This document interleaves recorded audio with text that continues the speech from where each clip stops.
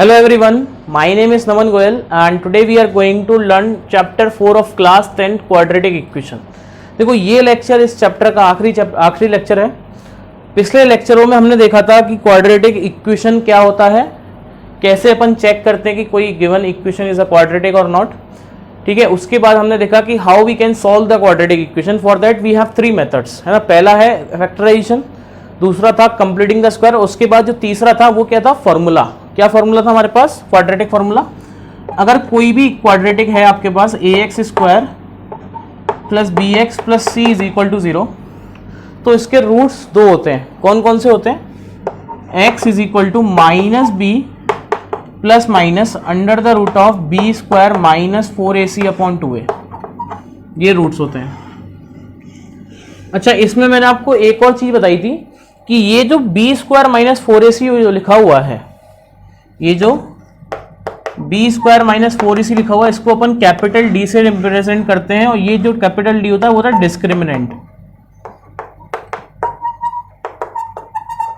ठीक है, अब देखो यहाँ पे क्या है, नेचर ऑफ रूट्स है आज का टॉपिक। नेचर ऑफ रूट मतलब रूट्स कैसे हैं। नेचर मतलब क्या होता है कि इंसान का नेचर है, तो यहाँ पे अपन किसका नेचर ढूंढ रहे हैं, रूट्स का। अब देखो नेचर का मतलब क्या होता है, अगर आप ध्यान से देखो ना कि जो ये जो डी है वो रूट के अंदर आ रहा है। तो अगर मान लो डी का वैल्यू 0 हो गया, डी का वैल्यू 0 हो गया, तो डी का वैल्यू अगर 0 हो गया तो ये लिखा हुआ है minus B plus minus 0 upon 2a, तो उस केस में हमें एक ही रूट मिलेगा, सिर्फ माइनस बी अपॉन 2a। हाँ है ना। और क्वाड्रेटिक के दो आते हैं, तो इसमें इस केस में क्या हो रहा होगा कि one root, both roots are equal, basically real roots मिलेंगे और बोथ रूट्स आर इक्वल। अगर d का वैल्यू नेगेटिव हो गया, मतलब अंदर रूट के अंदर एक नेगेटिव क्वांटिटी आ गई, तो भाई लफड़ा हो जाएगा, पंगा हो जाएगा। क्यों? क्योंकि हमें पता है कि रूट के अंदर नेगेटिव नहीं आ सकता। तो अगर यहां पे आ गया नेगेटिव, तो हम क्या बोलेंगे कि नो रियल रूट्स, एक भी रियल रूट नहीं है इसका। और अगर d का वैल्यू पॉजिटिव है तो हाँ, दो अलग अलग मिल जाएंगे, एक माइनस बी प्लस के साथ मिल जाएगा और एक माइनस बी माइनस के साथ मिल जाएगा। तो यही क्या है, नेचर ऑफ रूट्स है। तो क्या मैंने बोला, पहली चीज, अगर d का वैल्यू 0 हो गया तो roots are real and equal, बराबर भी होंगे ना, क्योंकि माइनस बी अपॉन 2a मिलेगा, एक ही मिलेगा, मतलब दोनों क्या है, बराबर है। तो if d is equal to 0 then roots are real and equal. Roots real होंगे और क्या होंगे, इक्वल भी होंगे। दूसरी बात, अगर d का वैल्यू पॉजिटिव आ गया तो roots are real and distinct, अलग भी होंगे और रियल भी होंगे। अगर d का वैल्यू क्या आ गया, पॉजिटिव, तो roots are real and distinct. ठीक है, ऐसा ठीक है क्या। तीसरी बात, अगर d का वैल्यू नेगेटिव हो गया, d का वैल्यू नेगेटिव का मतलब क्या है कि रूट के अंदर एक नेगेटिव क्वांटिटी, और जो कि हम अपन कभी भी नहीं चाहते कि ऐसा हो। ठीक है क्या। तो इस केस में क्या आएगा, roots are imaginary, roots are not real, या फिर इमेजिनरी, रूट्स रियल नहीं होंगे इस केस में। क्लियर है क्या। तो बस यही है नेचर ऑफ रूट्स। d का वैल्यू अगर 0 है तो roots are equal and real and equal, positive है तो रियल एंड डिस्टिंक्ट, और अगर नेगेटिव हो गया तो नॉट रियल या फिर इमेजिनरी। ठीक है, अब क्वेश्चन कर लेते हैं कुछ एक इसमें इससे रिलेटेड।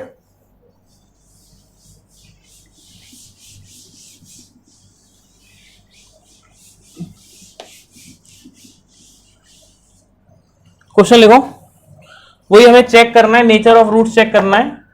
क्वेश्चन है हमारे पास 2x square minus 4x plus 3 is equal to 0।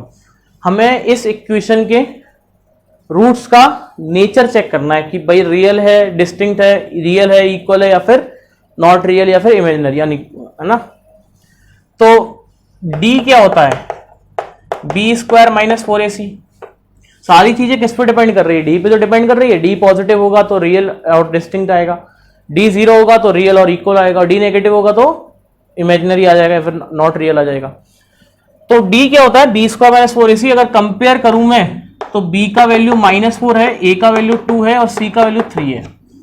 तो d का वैल्यू क्या आ जाएगा इस केस में, b स्क्वायर, मतलब -4 का स्क्वायर -4, a का वैल्यू 2, c का वैल्यू 3, तो ये कितना हो गया 16 माइनस 4 2 जा 8, 8 3 जा 24, तो विच इज -8 आ गया, विच इज नेगेटिव, मतलब d का वैल्यू क्या है, negative, therefore roots are not real, इसके जो रूट्स है वो रियल नहीं है। क्लियर है क्या? ठीक है, पता लगा लेंगे। एक और लिख लेते हैं सेकंड, ये ए था, बी पार्ट क्या है हमारे पास, 3x square minus 2x plus 1/3 is equal to 0। ठीक है, इसके बारे में बात करनी है। ठीक है, तो d क्या होता है, b स्क्वायर माइनस 4ac, तो d निकालना बेसिकली अपने को, तो d का वैल्यू निकाल लेते हैं। b स्क्वायर मतलब -2 का स्क्वायर -4, ये 3 लिखा हुआ है ना, और यहां पे स्क्वायर चढ़ा हुआ है, b स्क्वायर -4, a का वैल्यू 3, और ये आएगा -1/3, राइट। तो ये आ जाएगा 4 माइनस, ये कट जाएगा, ये भी 4, मतलब 0 आ गया। तो d का वैल्यू 0, मतलब roots are real and equal. क्या बोलेंगे इसमें, roots are real and equal. ठीक है क्या? तो ये आंसर आ गया, कर लोगे चेक ऐसे? ठीक है, अच्छा एक और लिख लेते हैं।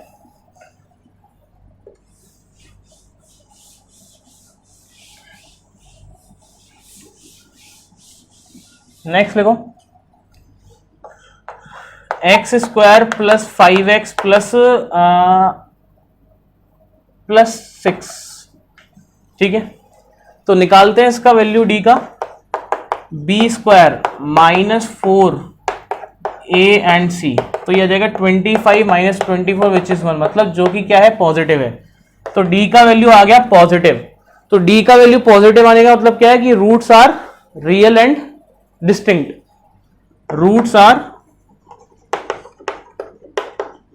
Real and distinct. ठीक है, ऐसा ठीक है क्या?